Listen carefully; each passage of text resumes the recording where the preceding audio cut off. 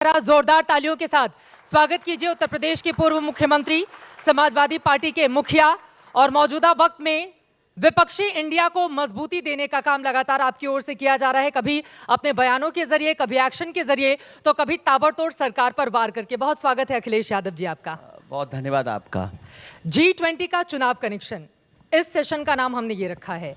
आपकी ओर से भी पहले कुछ इस तरह के बयान दिए गए जिससे ये सामने आया कि G20 के जरिए क्या बीजेपी खुद के पक्ष में माहौल बनाने की कोशिश कर रही है। आपको भी लग रहा है क्या, या फिर एक बहुत बड़ी उपलब्धि के तौर पर G20 को देखना चाहिए?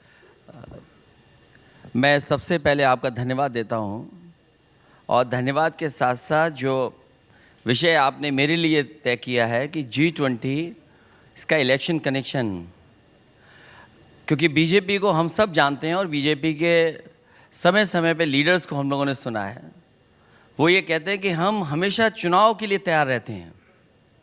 तो G20 का जो आपने टॉपिक रखा है कनेक्शन, सीधा सीधा ये साबित करता है कि चुनाव कनेक्शन तो है ही इसका। और फिर मैं तो बीजेपी से कहूँगा कि अगर हमेशा आप चुनाव के लिए तैयार रहते हैं, आप उत्तर प्रदेश में इतनी जगह इवेंट कर रहे हैं, देश में तमाम जगह हुए हैं, आप इस बार मणिपुर में क्यों नहीं करते हैं? आप कम से कम ये देश और दुनिया को संदेश जाए कि G20 मणिपुर में हुआ है, मणिपुर में हालात बिल्कुल ठीक है। आपको लग रहा है कि दिल्ली के बजाय मणिपुर में इस कार्यक्रम का आयोजन होना चाहिए, वरना दिल्ली या बाकी जगहों पर होता है तो आपको लगता है कि जनता के गाढ़े पैसे की बर्बादी है ये? उस विषय पे मैं नहीं आना चाहता था कि गाड़ी कमाई की बर्बादी है। अगर बीजेपी इन इवेंटों का लाभ लेना चाहती है तो वो पॉलिटिकल पार्टीज का जो अपना फंड है उससे स्पॉन्सर करें। सरकार क्यों स्पॉन्सर करे? या बजट का पैसा या आम टैक्स पेयर का पैसा क्यों लगे?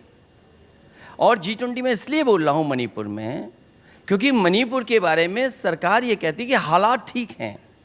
तो अगर G20 वहाँ पर हो जाएगा एक कार्यक्रम, तो उससे न केवल देश बल्कि दुनिया में लोगों का भरोसा बढ़ेगा।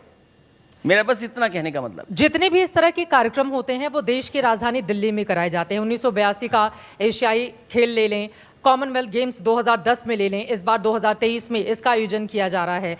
इसको एक उपलब्धि के तौर पर नहीं माना जाना चाहिए, क्योंकि दुनिया के बड़े बड़े विकसित देश और विकासशील देशों के जब इतने बड़े प्रतिनिधि हिंदुस्तान में राजधानी दिल्ली में मौजूद होंगे, उससे एक सशक्त भारत की बुलंद तस्वीर भी तो जाएगी दुनिया भर में। भारत मजबूत हो, सशक्त हो, दुनिया में ऊंचाई तक पहुंचे, और जिन विषयों पे आप बहस करना चाहते हैं, अर्थव्यवस्था कैसी हो, हमारे देश की मजबूत हो, सामाजिक ताना बाना हमारा मजबूत दिखाई दे, जो इन्वायरमेंटल इश्यूज़ हैं वो हमें कम से कम उन पैरामीटर्स को मैच करना चाहिए जहाँ दुनिया हमें चाहती है पहुँच जाएं, या हमारा भारत वहाँ पहुँचना चाहता है। तो अगर आप G20 का इवेंट आप यूपी के कई शहरों में करते हैं, आप दिल्ली से कोई हमें शिकायत नहीं है, दिल्ली तो राजधानी है, स्वाभाविक है, सभी इवेंट होते हैं। लेकिन मणिपुर इस समय बड़ा मसला है। अगर आप ये कहते हैं कि हमारा देश में एक प्रदेश बिल्कुल ठीक है, खुशहाल है, तो वहाँ क्यों G20 इवेंट नहीं हो रहा?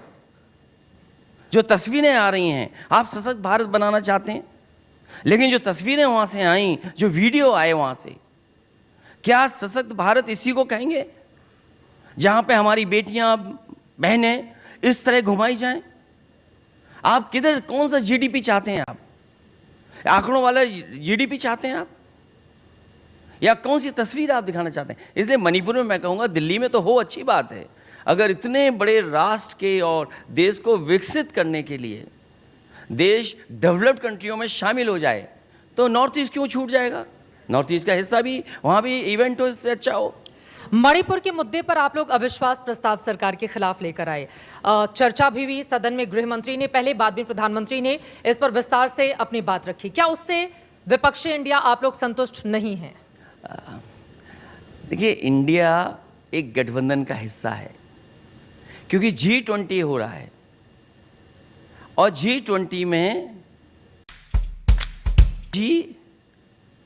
बाकी सब जीरो हैं, दो ही लोग हैं वहां पर। G2, बाकी सब जीरो हैं वहां पर। कौन G2? आप भी जानते हैं, हम भी जानते हैं, सब जानते हैं।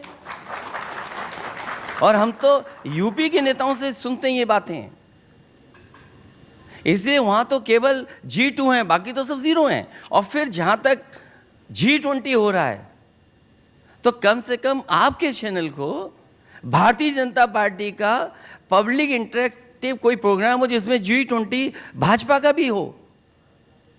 कुछ सवाल छोड़ दिए जाएं कि भाजपा के घपले, भाजपा में गोरख धंधा, बाकी तो जनता अपने आप बता देगी G20 और जी के कितने मतलब हैं। आप लोग इंडिया को लेकर बाहर निकल रहे हैं, जोर शोर से प्रचार प्रसार कर रहे हैं। प्रधानमंत्री मोदी समेत पूरी बीजेपी आप लोगों को घमंडिया करार दे रही है, नया नाम रख दिया है, विपक्षी इंडिया को घमंडिया। देखिए, जो इंडिया को घमंडिया कहे वो खुद घमंडिया, और इंडिया के साथ पीडीए है, ये ना भूलें पीडीए क्या है। इंडिया के साथ पीडीए, मैं तो आपसे कहूंगा कि आपने तो एक चैनल चलाया यूपी तक, बिहार तक, आपको एक चैनल चलाना चाहिए इंडिया आज तक। कम से कम वो बातें तो आए जो इंडिया चाहता है। आप तस्वीरों में G20 में आप लिखते हैं कि पूरी धरती हमारा एक परिवार है। क्या कौन स्वीकार कर लेगा ये बात कि आप जो तस्वीरों में दिखाते हैं वो आपकी सच्चाई है? आप जिस आज तक चैनल पर इस वक्त बैठे हुए हैं वो इंडिया का सर्वश्रेष्ठ चैनल है, और हमारा आज तक यूट्यूब चैनल दुनिया का सबसे बड़ा चैनल है।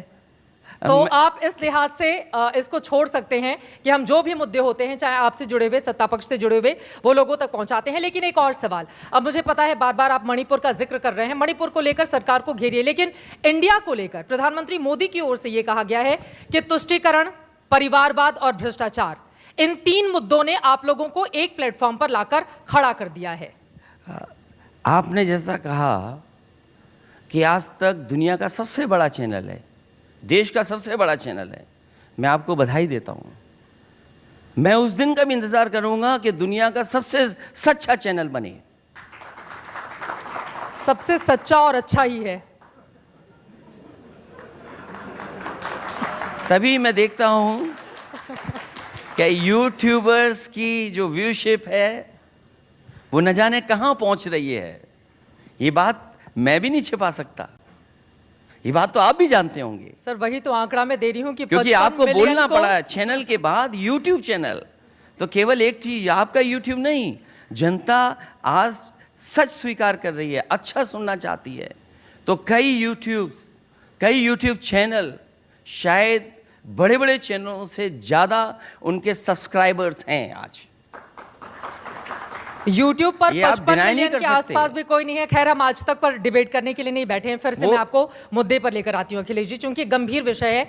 190 दिन बाकी हैं लोकसभा के चुनाव में, और उसके ठीक पहले 4 राज्यों के विधानसभा चुनाव भी होने हैं। आप लोग लगातार लगे हुए हैं, लेकिन परिवारवाद जिसको लेकर बीजेपी लगातार हमलावर है कि परिवारवाद क्विट इंडिया प्रधानमंत्री की ओर से कहा गया, तुष्टीकरण के मुद्दे पर कांग्रेस और आप पर सीधा वार है, और भ्रष्टाचार को बार बार उनकी ओर से उठाया जाता है कि भ्रष्टाचार चूंकि ये लोग कर रहे हैं, डरे हुए हैं, इस वजह से अपने आप को बचाने की कोशिश है। आम लोगों से इनका कुछ भी लेना देना नहीं है। तो पहले मैं किसका जवाब दूं? परिवारवाद का? आपको जो उचित लगे। मैं जिस हॉल में जब मैं आया हूं, आपके दिए हुए एक कार्ड को मैंने उस टेबल पे देखा है, वो मंत्री के परिवारवाद का हिस्सा नहीं है। ज्योतिरादित्य सिंधिया की महाराजा ज्योतिरादित्य सिंधिया। और फिर जिस प्रदेश से मैं आता हूं, मैं तो लोकसभा का सांसद बाद में बना हूं, वहां के मुख्यमंत्री सबसे पहले परिवारवाद की वजह से लोकसभा के सांसद बने, और वहां के मठ के सबसे बड़े उत्तराधिकारी बने। क्या वो परिवारवाद नहीं है? बस मैंने 2 ही नाम बताए हैं, कहो तो मैं पूरी सूची बता दूं। अध्यक्ष के बाद अध्यक्ष कौन बनेगा, पार्टियों में सबसे बड़ा चेहरा कौन होगा, इसको लेकर बीजेपी आप लोगों से सवाल क्या आप इलेक्शन कमीशन के जो तरीके हैं पॉलिटिकल पार्टीज को काम करने के, उस पर सवाल खड़ा कर रहे हैं आप? उस पर सवाल कैसे खड़ा कर सकते हैं आप? अध्यक्ष चुना जाता है, नॉमिनेटेड नहीं होता है, ये बात आपको पता होनी चाहिए। और जो लोग परिवारवाद की बात कर रहे हैं उन्हें ये पता होना चाहिए कि हम लोकसभा की टिकट दे सकते हैं, चुन करके लोकसभा में नहीं भेज सकते किसी को, वो जनता ही भेजती है। इसलिए बीजेपी दूसरों पे उंगली उठा करके अपनी कमियां ना छिपाए। अगर आज देश में सबसे बड़ी परिवारवाद पार्टी अगर कोई है तो वो भारतीय जनता पार्टी है।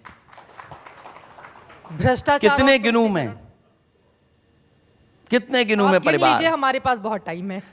अगर आप, मैं तो आपसे कहूंगा कि आप वो लंबी सूची जारी कर दीजिए। अगर ये सच्चा